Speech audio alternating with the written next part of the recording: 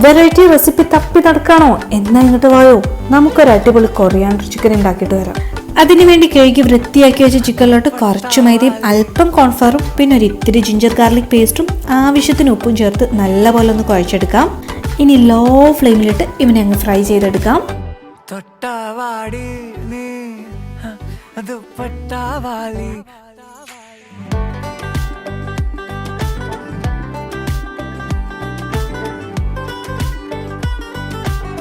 Fry ചെയ്ത chicken എടുത്ത് മാറ്റിയതിന് ശേഷം ഒരല്പം ബട്ടർ ഇട്ട് അതിലോട്ട് കുറച്ച് ഗാർലിക്കും അല്പം പച്ചമുളകും കറിവേപ്പിലയും കൂടി ചേർത്ത് ഒന്ന് മൂപ്പിച്ചെടുക്കാം.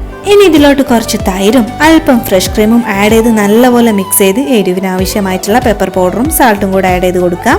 ഫൈനലി കൊറിയാണ്ടർ ചിക്കനിലെ കൊറിയാണ്ടർ എവിടെ? ഇവിടെ കുറച്ച് മല്ലിയില അങ്ങോട്ട് വാരിയിട്ടോ. പിന്നെ നമ്മൾ ഫ്രൈ ചെയ്ത ചിക്കനും ഇട്ട് നല്ലപോലെ മിക്സ് ചെയ്തെടുക്കുക. നമ്മുടെ കൊറിയാണ്ടർ ചിക്കൻ ഇവിടെ റെഡി ആയിട്ടുണ്ട്.